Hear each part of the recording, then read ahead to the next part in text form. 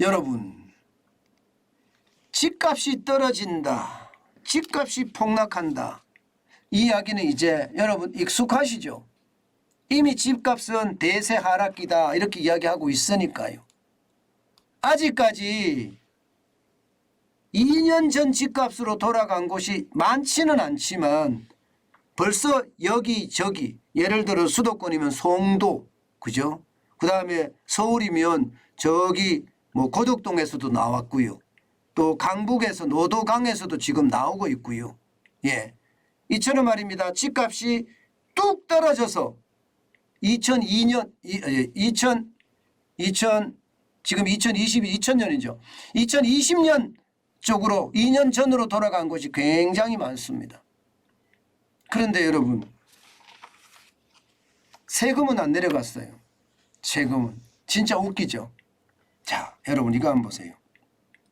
저는 이걸 보면서 진짜 웃겼는데 전년 대비 재산세 증가율은요 9.63%입니다. 10% 가까이 늘어났습니다.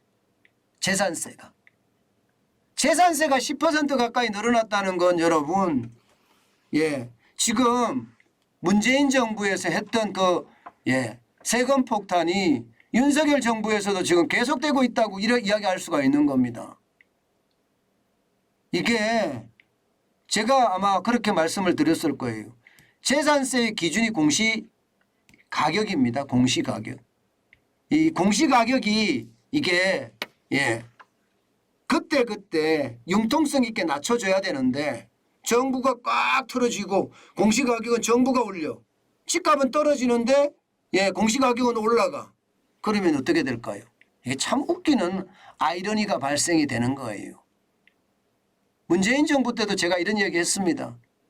이렇게 공시가격을 마구마구 올리면 나중에 떨어질 때는 어떻게 할 거냐. 마구마구 내릴 거냐. 그렇게 쉽지 않을 거다. 시장에 따라서 그렇게 마구마구 내리면 세금 과세 체계라는 게 붕괴가 될 텐데 그게 가능하겠냐. 그런 말씀 드렸어요. 그리고 집값이 떨어졌을 때 잘못하면 시가가 공시가격보다 낮을 수도 있겠다. 이런 생각도 제가 이야기했잖아요. 그럴 가능성, 그럴 개연성 충분히 있을 수 있습니다. 그러면 여러분 우리는요 정부의 돈을 뜯긴다는 표현이 또 맞을 수가 있는 시절이 오게 됩니다. 공시가격이 더 높으니까 이거는 여러분 말도 안 되는 시장이 되는 거죠. 물론 그까지 가는 건 너무 많이 갔다고 생각이 들긴 하지만 어쨌든 재산세 증가율이 9.63% 올라갔다는 것, 이것은 어쩌면 여러분 윤석열 정부가 뭔가 세금을 낮춰준다 했지만 낮춰주는 기미가 안 보이는 거예요. 참 답답하죠. 실제로도 보세요 여러분. 실제로 보세요. 서울시 재산세 현황입니다. 2021년 4조 1272억 원이었습니다. 2022년 올해입니다. 이제 9월이면 냅니다. 이달부터. 4조 5247억 원입니다. 그러면 금액이 실제로 3,975억 원이 늘어나서 9.63%가 늘은 수치입니다. 4천억가량 늘었잖아요. 4천억가량. 여러분, 저는 이렇게 생각합니다. 국가란 국민에게 이게 생명과 재산을 보호해 주는 게 국가라고 생각을 했는데 여러분 이 재산세만 딱 보고 있으면 이게 국가가 맞아 이런 생각 들지 않으세요? 2019년에 3조 2718억 원이었습니다. 2022년에 4조 5247억 원이에요. 그러면 얼마나 차이 나나요? 지금 적어도 말입니다. 1조하고도요. 한 2천억 정도 차이 나나요? 1조 2천억 원이면 여러분 여기다가 대입을 해보세요. 재산세가 30% 더 늘었다는 거예요. 30%. 이게 2016년, 2017년으로 돌아가면 더 심각하겠죠. 더 심각할 겁니다 아마. 그만큼 말입니다. 국가가 국민의 생명과 재산을 보호해 주는 것이 아니라 국가가 특히 문재인 정부가 국민의 재산을 빼앗아 간 거예요. 강탈해 간 거예요. 이거를 보면 알 수 있잖아요. 우리가 뭐 충분히 알 수 있는 사실이에요. 그래서 윤석열 정부가 어떻게 방향선을 잘 가져가기를 지금 바라고 있지만 지금 그런 일이 지금 쉽게 벌어지지 않는다는 게 참 안타까운 일이기는 해요. 예. 이게 정책이라는 게 빨리빨리 움직여야 되는 건데 정책이 계속 이렇게 늦어지고 이러니까 답답하죠. 답답하죠. 공시가격도 올라갈 겁니다. 아마 이대로 가면요. 집값이 지금 얼마나 떨어집니까? 그러면 여러분 진짜 그런 사태가 벌어질 수도 있습니다. 서울 같은 경우는요. 2022년 들어서서 집값이 계속 떨어지고 있거든요. 그러면 공시가격은요. 올해도 만약에 올라간다고 하면 올해도 이미 올해 올라갔죠. 공시가격이. 공시가격이 올해 올라간 게 얼마나 올라갔나 하면 17.20%가 올라갔습니다. 이미. 작년에는 19.05%가 올라갔고요. 공시가격 계속 올리니까 아파트입니다. 이건 아파트. 계속 올렸으니까요. 그러면 진짜 집값은 폭락하는데 예, 재산세가 폭등이 된다는 이야기 틀리지 않습니다. 틀리지 않습니다. 실제 말입니다. 사례들도 보면 예를 들어서 SK 북한산 시티 전용 면적 84.92제곱미터 올해 재산세는 74만 1,903원입니다.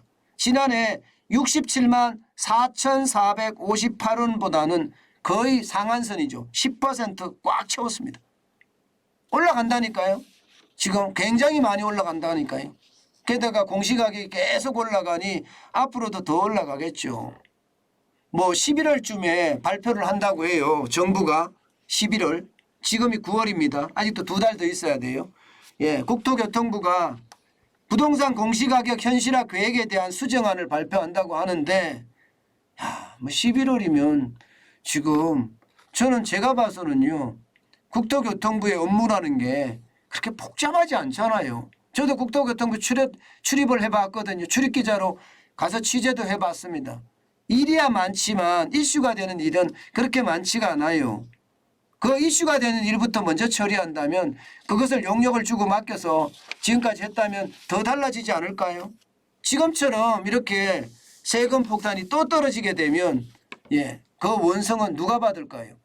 문재인 정부가 받을까요? 문재인 정부는 없어졌습니다.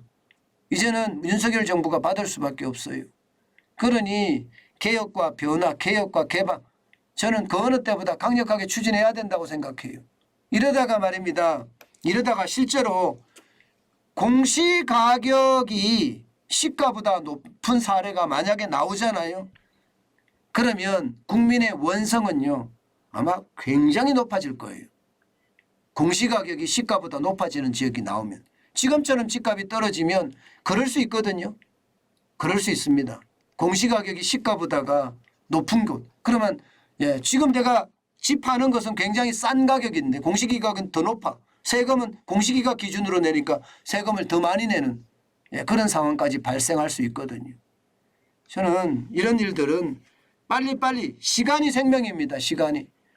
앞다투어서 국민들에게 그나마 부담을 줄여주겠다는 윤석열 정부가 예, 강력하게 해야 될 일 중에 하나가 아닐까 저는 그런 생각해 봅니다. 바뀌겠죠. 빨리빨리 좀 바뀌었으면 좋겠어요. 국민들은 기다릴 그런 여유가 없습니다. 경제가 어렵다 보니까 기다리려고 생각하지도 않고요. 한 푼이라도 아쉬운 판에 10만 원씩 100만 원씩 세금 더 내라고 하면 거기에 대한 충격파는 더 커질 수밖에 없다는 것 아마 여러분도 아실 거예요. 저는 예, 최대한 빠른 시간 내에 이 문재인 정부가 저지러 놓은 악행이라고 저는 말씀드릴게요. 이 악행을 빨리 제거했으면 좋겠습니다. 그 악행을 가만히 놔두면 종양이 됩니다. 종양은 제거하기도 힘듭니다. 예, 사전에 제거하기도 힘들고 수술을 꼭 해야 되거든요. 예, 그렇지 않으려고 하면 지금 빨리 움직여야 된다. 그 말씀 꼭 드리고 싶습니다.